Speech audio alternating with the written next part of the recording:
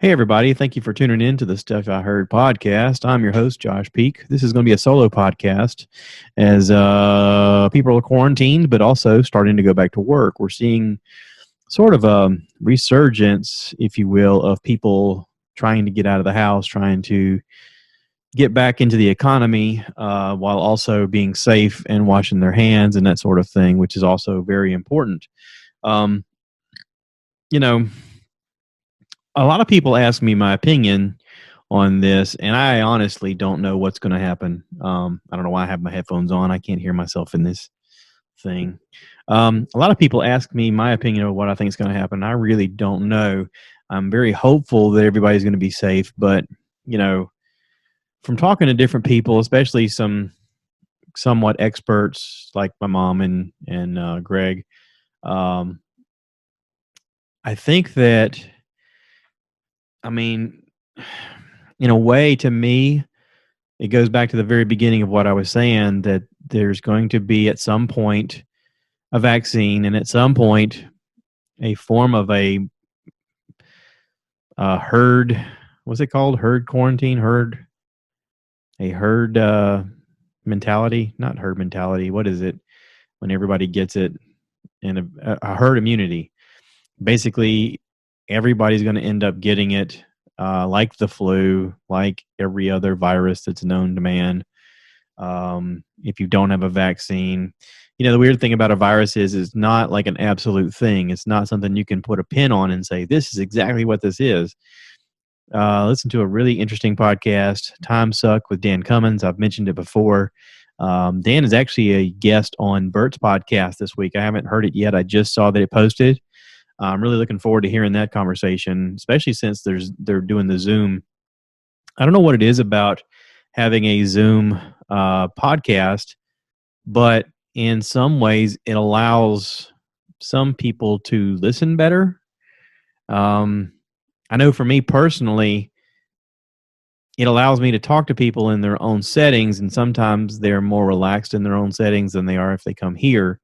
I don't know if that's a good thing or a bad thing. What do you think? I mean, you guys listen to podcasts. You're probably listening to my podcast right now.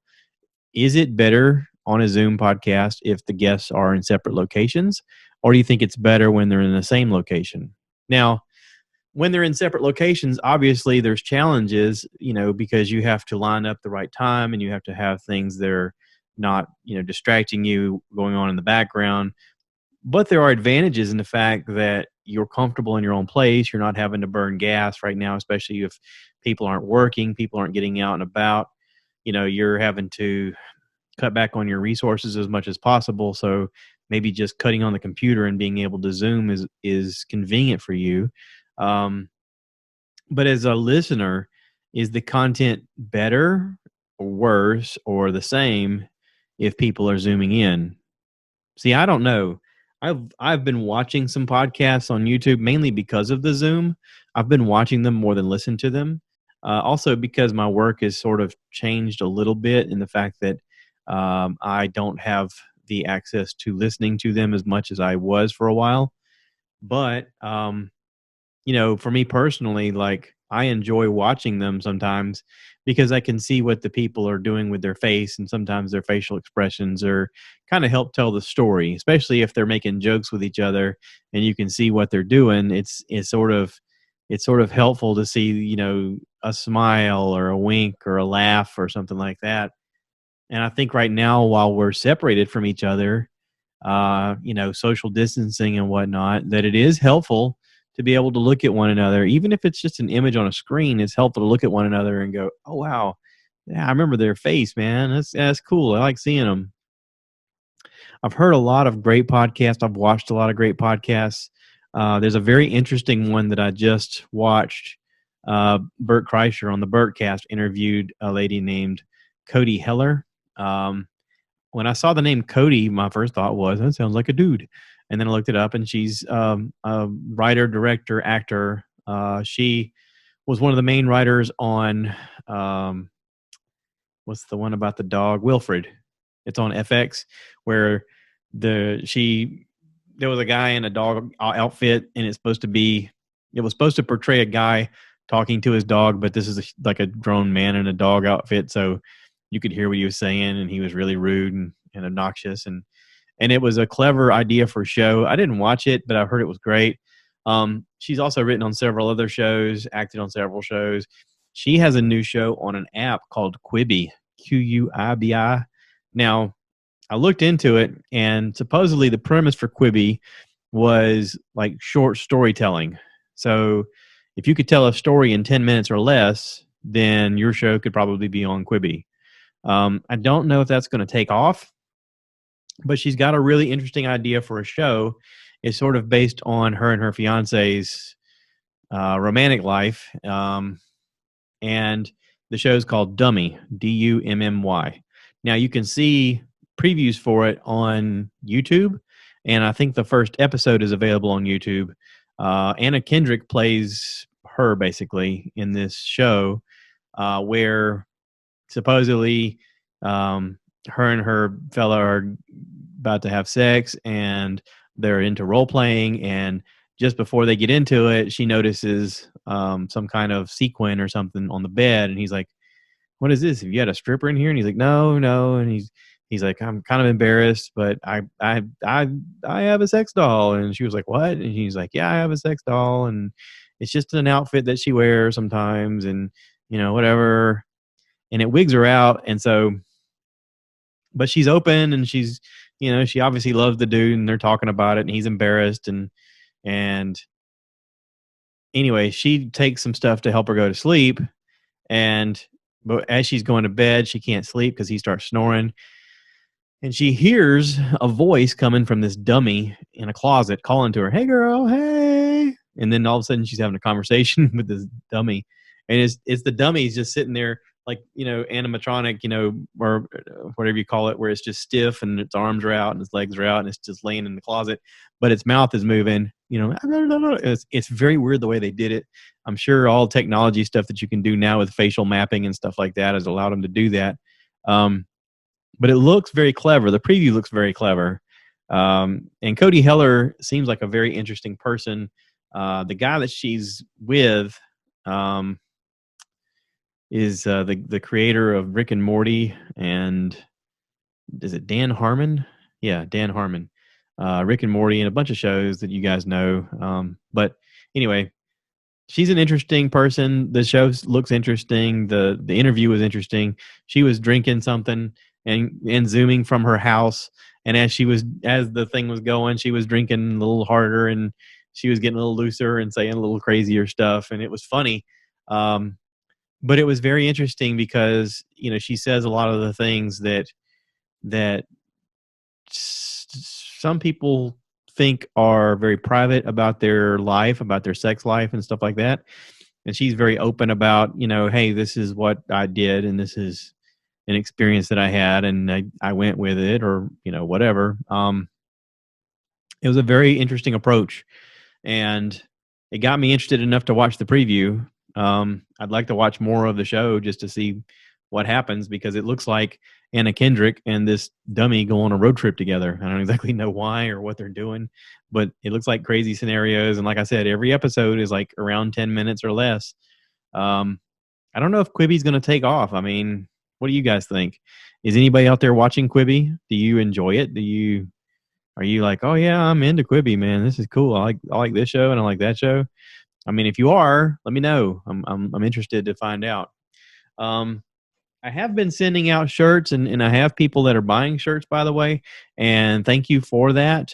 Please send me a picture of you wearing the shirt, and I'll put you on the fans and guests page on the website and on the Facebook page and all that fun stuff. I do have the website, www.stuffiheard.com. If you want to check out some merch, there's a merch page. There's also pages for the episodes and all that fun stuff. I am constantly learning, trying to make this better. So I hope that you guys are appreciating it. In the meanwhile, we've had a few fun things that have happened. The May the 4th be with you. It's kind of a Star Wars thing that happens every May 4th. Everybody goes crazy about their, Star Wars costumes, and everybody shows off their fun Star Wars outfits. And a lot of people are into cosplay online, and they put photos of them on cosplay. A lot of very good girls have very revealing outfits that are Star Wars themed that they put on Instagram and stuff like that. And thank you so much for that. That's very impressive. It's very creative. But then the day after, of course, people call Revenge of the Fifth, it's supposed to be like the Sith, Revenge of the Sith movie. It's also Cinco de Mayo yesterday. I had to work. Actually, fun, kind of a weird, not fun, but kind of a weird thing that's happened is I was cut back to 20 hours a week, and then I get a phone call Monday saying, "Hey, we can work more. We boosted it up to 32 hours a week." So went to work. We're still not working on Wednesday, but now I'm up to 3 days instead of 2 days. So that was interesting. Got to go back to work and get some stuff done. It being Cinco de Mayo, I called my wife and I said, "Hey, I know we don't have taco stuff at home, but we got chips and we got some of that melty cheese stuff and some hamburger meat and salsa. Let's do some stuff like that. Let's just ground some ground beef and put some cheese in it, and like we got the liquid queso stuff that you mix in. It was really good. It's really fantastic. Now, I can tell you that I've made the mistake of buying the wrong stuff in our pursuit of finding this liquid gold. When I went to the store, I happened to find some the first attempt that I made that ended up being perfect. It was very liquidy. It was flavorful. It mixed well with the meat, and we liked it a lot. And so when I went back to buy some more, they didn't have any, but I bought something that said the word queso on it. And queso is just Spanish for cheese, basically. Now, the specific thing I needed to find was the word dip, queso dip. I didn't find queso dip. I found queso, which says that it's, when you read the label, it says that it crumbles well and is a good topping. Well, what that means is when you go to get Mexican food and you get like your black beans and they have some of that white cheese that's grated on top, that's what that cheese is. It doesn't really melt super well. It takes a really long time to melt. It is really hard to digest because we bought some and tried to eat it and tried to pass it, and it was a difficult journey. Let's just say that it was like those hobbits trying to get that ring back to Mordor. You're like, this is a difficult journey. I really hope this comes out okay. I don't know if I'm gonna make it, but but the liquid stuff is great. So I was able to go back and find the liquid stuff. Now, fun fact: if you're out there shopping for this kind of stuff and you're looking for a good deal on it, I have gone to Walmart and a small, like, I don't know, maybe 10-ounce container is over $4. And then I went to Harris Teeter and they had a 12-ounce container, but it was $8. I was like, huh. And then I went to Sam's, and Sam's had a large container that was like maybe 16 ounces, and it was like $6. And I'm going, well, hey, that's the one I need to try. And if we enjoy it, that's where I need to buy it from now on, because holy crap, this stuff is expensive. I don't know why it makes it so expensive. I guess because of the cheese and the cream and the magical seasoning they put in there. I don't know. Maybe it's the marketing. Maybe it's the packaging. I don't know. All I can tell you is it's really good if you brown some ground beef and pour it in there and heat it up. It's really good with some crunchy tortilla chips. Now, I'm certain that if I could stop eating corn tortilla chips and drinking beer, then I'd probably lose about 50 pounds. But ole. Happy Cinco de Mayo. Hey. Now, I had a good time with our dinner and watching some of the Star Wars stuff that's been on Disney. And I'd like to talk about that if you guys don't mind. I plan on doing this a little more on Friday with my buddy Josh Treadaway. I gave him a homework assignment. We were actually texting just before I did this, and I said, hey, I want to talk Star Wars. Have you seen this? And he was like, I haven't seen it. And I was like, So here's the thing, okay? If you guys are thinking about watching any of the online Disney cartoon stuff just to kind of get into it and see what it's about, I can tell you that the Clone Wars is not great, okay? The thing as a whole is really crappy. Really crappy. I mean, I know I've gone back and forth on this podcast before. You guys have heard me say it's good and heard me say it's terrible and heard me say it's okay. As a whole, it's really crappy. Now, with that being said, you only have to watch the last 4 episodes to understand why they made the whole stupid thing. All 7 seasons, all 20 something episodes per season. Just go to season 7. I think there's only like 10 or 11 episodes, and just watch the last 4. It has to do with Ahsoka Tano. She's supposed to be Anakin's Padawan.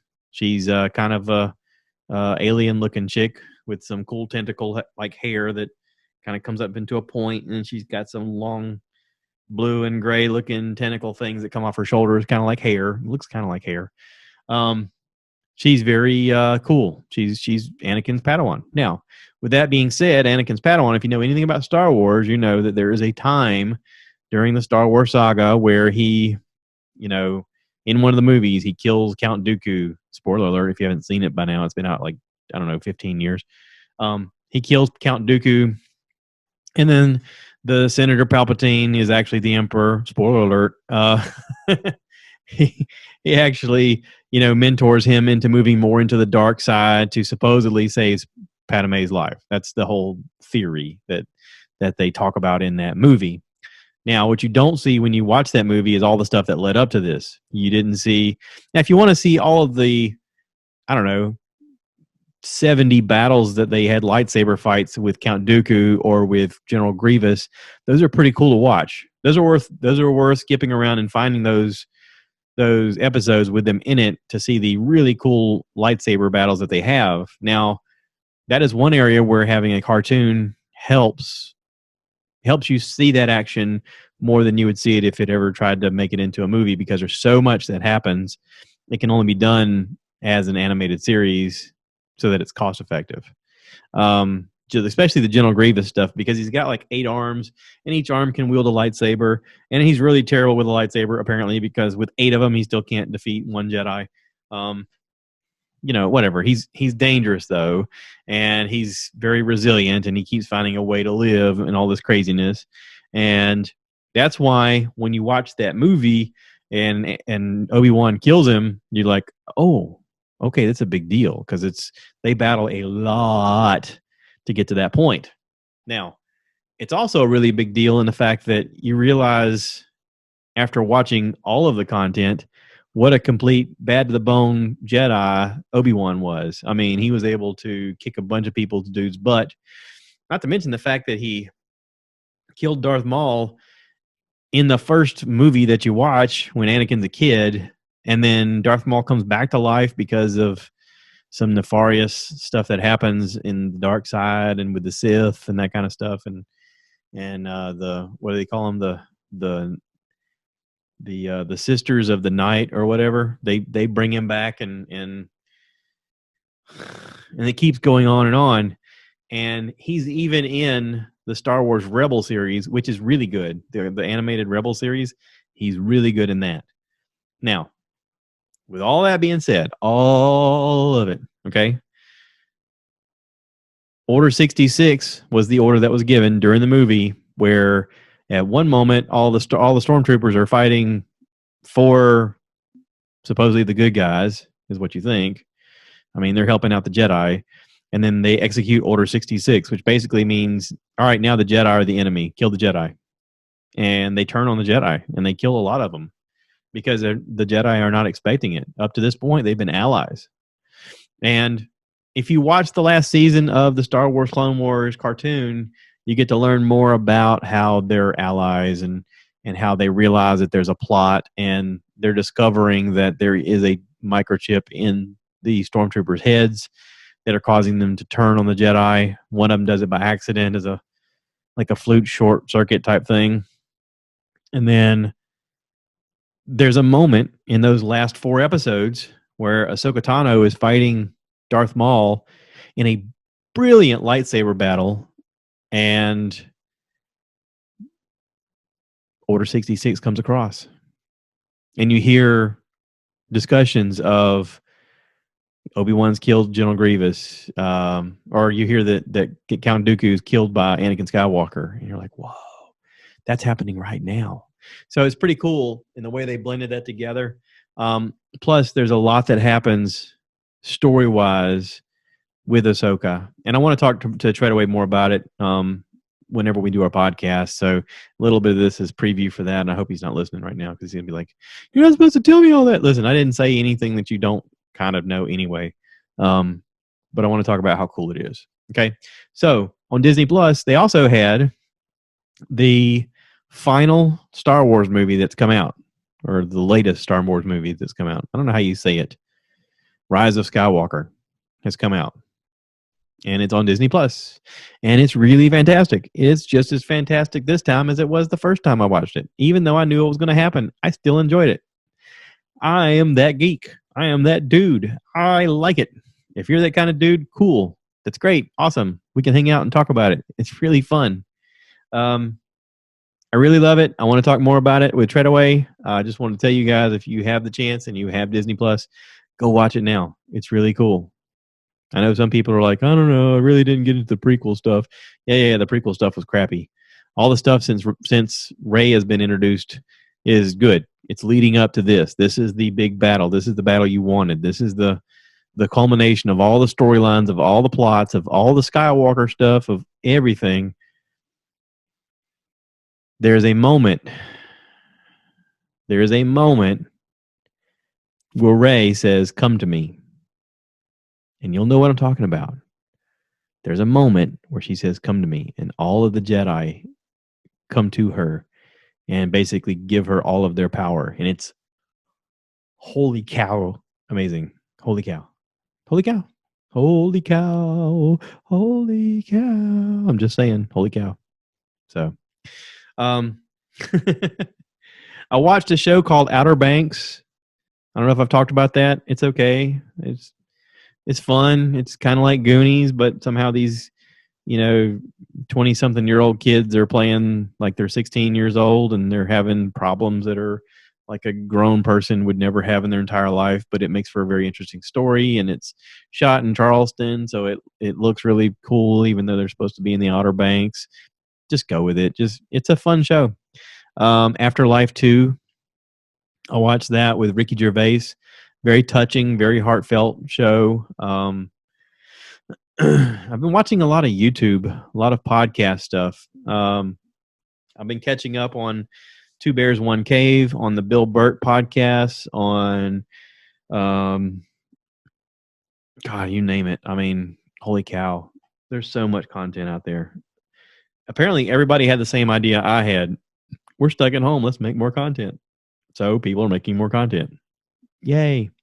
I hope you guys enjoyed the one that I did with Alex Condor. I misspelled his name when I first put it up.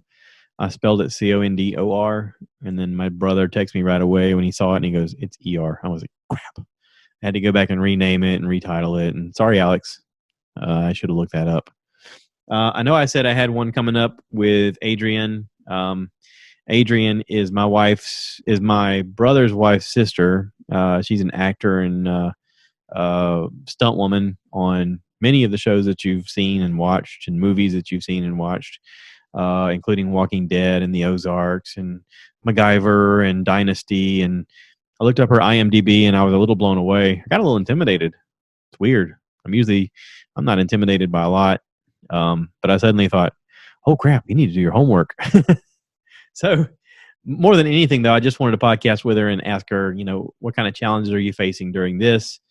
Are you filming anything? Are you allowed to talk about it? Are you, if you are filming anything, or is there extra precautions being taken? Is there testing going on? It's just kind of a, what are you up against kind of story. I also had the opportunity, anyway, that never came about because she got busy or whatever. We just can't seem to touch base at the same time. I don't know what's going on. Maybe she's shy. Some people are just shy. Or maybe she's busy. Who knows? I don't know. I had the opportunity to do one with a couple of police officers, and I think it'll be interesting to ask them what kind of challenges that they're facing during this. If they're trying to social distance but also keep the peace, if there's extra efforts that they're making to make sure that they protect themselves and whoever they're arresting or, inquiring about or whatever. I mean, I'm sure there's all kinds of extra stuff now that makes them a little more nervous about doing their normal job, which is way harder than it should be anyway. But That might be interesting to watch. I did see on YouTube Casey Neistat's last story that he did like a month ago about Dan Mace getting the coronavirus. And I watched a lot of Dan Mace's stuff. Dan Mace is a very interesting podcaster, uh, not podcaster, what is it? Vlogger, YouTuber from South Africa. He has a very interesting approach to editing all of his stuff, and I would love to learn some of his editing tools, but at the same time it's exhausting to wrap my head around the steps that it would take to do what he does. One of his last videos that he put out, someone challenged him to make a song using bricks. They wanted him to replicate the song Bright Lights by The Weeknd using nothing but bricks, and he did. And he if you watch the video, it's Dan Mace, Mace. If you watch the video, he's breaking bricks, he's rubbing them, he's tapping them, he's drilling into them. He turns one of them into a whistle by drilling into them and making holes, and then he puts, you got to watch it. It's incredible. It's really incredible. He makes one of them into a bass. He starts throwing them against stuff to make different sounds. It's really interesting. And then I realized, he's got other songs that he's made music using various things. He did one with Eminem's song Gorilla or Godzilla, and he does it using his fiance's hair ties. He puts up her hair ties onto a board with tacks or nails and makes different sounds by plucking them, and he replicates the song. He has another one on there where he does somebody else's song, I don't remember who, using different pop soda drinks poured out in different levels so that it makes different sounds, blowing into them, tapping on them, and at one point throwing them on the ground and having them crash. Very interesting, smart guy. He does a lot of cool vlog stuff too, where he has projects with people around the world. And it was during this project of him going around the world that he ended up contracting the coronavirus, and he got tested positive for it when he was in Cape Town, South Africa. So I hope he gets better. I mean, I know this is rough. He does seem to be on the other side of this now and is doing better. But he's one of the creators that I watch often to learn new tips from, because once in a while he'll show you really interesting tricks that are kind of workarounds. Because he says, people ask him all the time, well, how do I do that? I don't have that kind of budget. One of the videos I watched that he made was, some editing or some video tricks that you can do for under $5. And one of them was using an aquarium where he put the camera in the aquarium dry and then dropped the aquarium underneath the water and had this lady swimming in a pool, and he was being drugged on a surfboard beside her so he could get a slow motion shot of her. So it looked like an underwater shot of her swimming. It's very cool. He showed a bunch of different tricks that was just really fascinating. One of them was using a broom handle with a camera rig attached to it that's just basically supported as you're holding it in between your legs and running around, so it looks like Blair Witch style. The camera is always on your face and always looking where you're looking, and it looks fantastic. But he talks about how it's uncomfortable. And anyway, a lot of cool little tricks to learn there. Also, if there's any creators out there looking for new, interesting ways to use their existing equipment, there's a channel that I watch all the time called Think Media. Think Media on YouTube is always showing you new equipment that's coming out. I'm waiting for them to do a review on the new Mevo Start camera. That's a new camera that apparently can record you and multiple people in the room, and will let you split screen and move between subjects while it's just pointing at one person. That may be something secret time. That may be something that I get for here. I don't know. We'll see. It looks like one of those cameras that could be very useful. I don't know. I did get a new, what do you call it? A new adapter plate thingy. I don't know what you call it. I got a new thing for my tripod that I can hook multiple things to. A hot shot mount, a triple hot shot mount adapter. I don't know what you call it. I got one of those. It was very cheap. Basically, it allows me to, on your tripod, you have like a normal thing that you can hook stuff to. It then has a bar and a slider and different things that you can hook on stuff to, so that you could put like a microphone and a light and a camera, and so that everything's all in one spot facing the right direction at the same time. Because maybe on your camera you don't have but one slot available for your little hot attachment to go to, or you could be like me right now using an iPad mini, and you don't have an attachment to hook a sound thing to. I've got an interesting rig that I rigged up myself that's really not very stable, but I fashioned something up that sort of works using twisty ties in a plastic arm thing anyway, this will allow this to work a lot better. Hopefully, we'll see. I'm watching these videos and I'm just trying to get ideas, every bit of it. Also, if anybody has any idea how to shoot video better, there's something that happens whenever I record a video and move it over into iMovie. The audio and the audio from the mixer board doesn't match up with the video from the camera, and I don't know why. It seems to be off. When I started at the same time, the sound levels are peaking at exactly the right spots, and then when I hit for it to load, from that point on, it progressively gets a little off. So that if you keep watching it towards the end, it's sort of like watching an old time Japanese movie where it's like Godzilla. You know what I mean?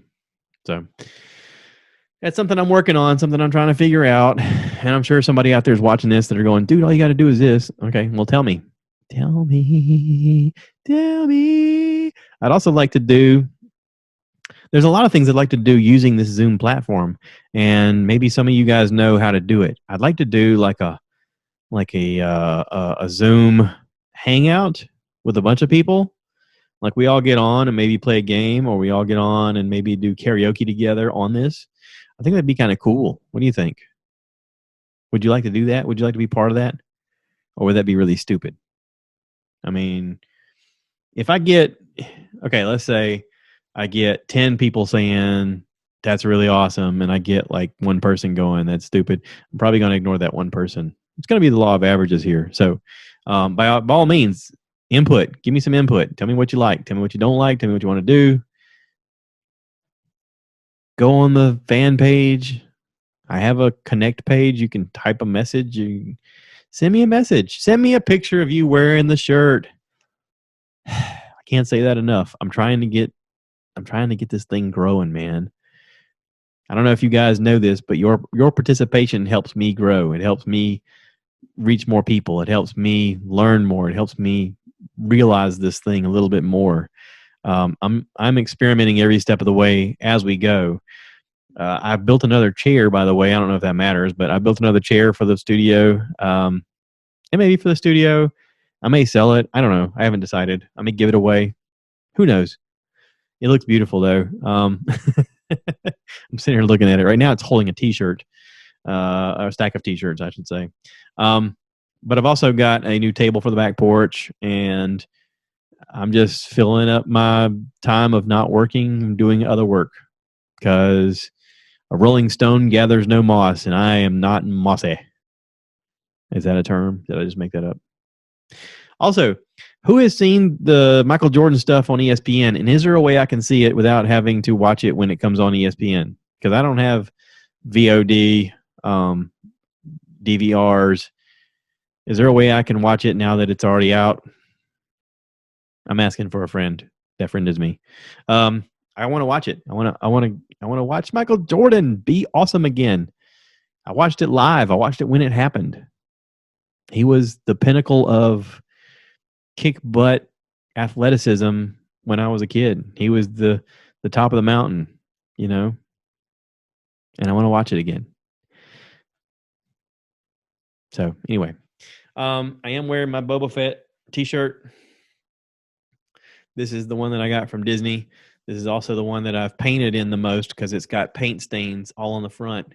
But I wear it whenever I'm around the house, or if I'm going out in public and I don't care what people think of me, which is usually normally all the time. I did have to go to 5 different stores today to buy everything I needed. There is a new hard seltzer out there called Press, and my wife and her friends really like it.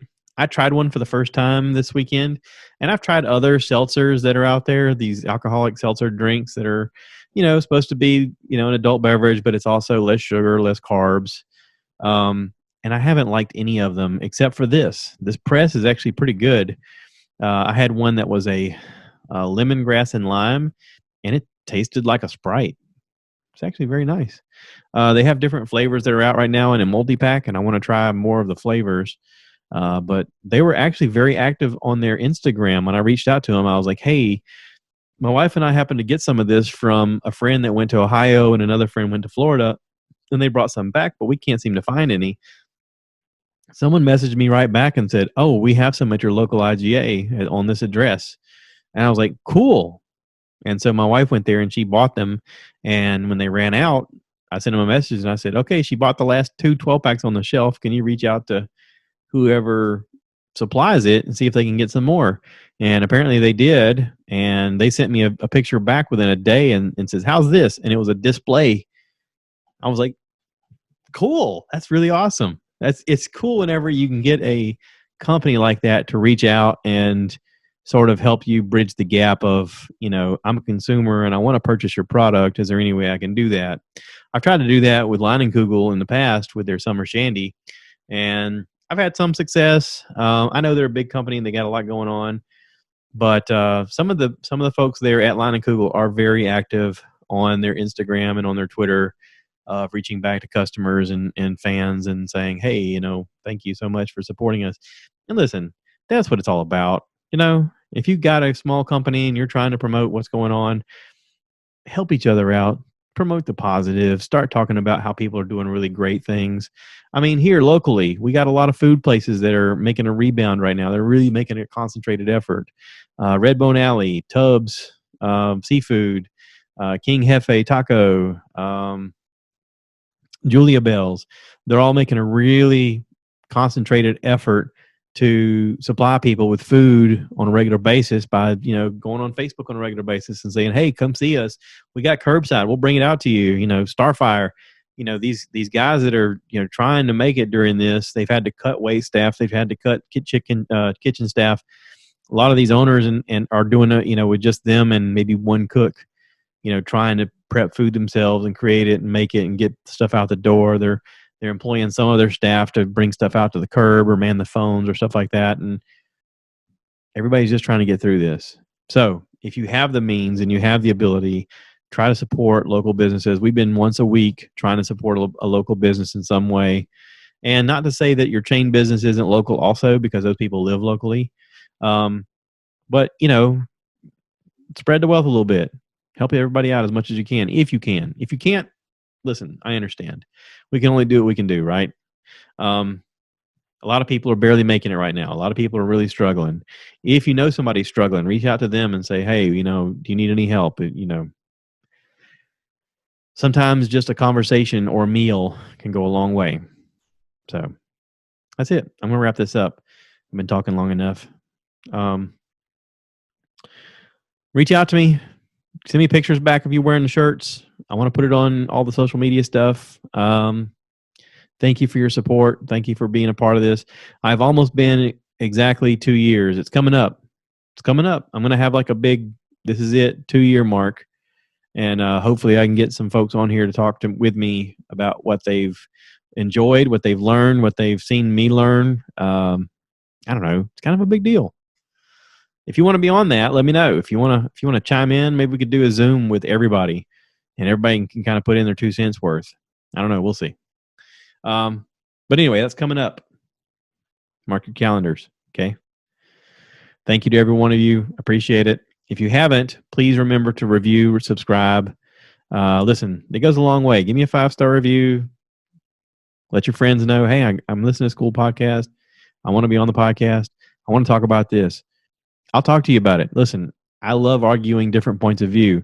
If I were to drink this tea right here and I'll tell you, man, this tea is good, but I had to argue to you why the tea is bad, I'll figure out a way to argue the tea is bad. It's just a conversation trick. I learned that in a public speaking class when I was 19, I think. Yeah. Try to find both arguments in any argument, and it helps inform you of your opinion if you have one. So anyway, that's it. Thanks. Appreciate it. Y'all take care. And as always, remember, cue the cow.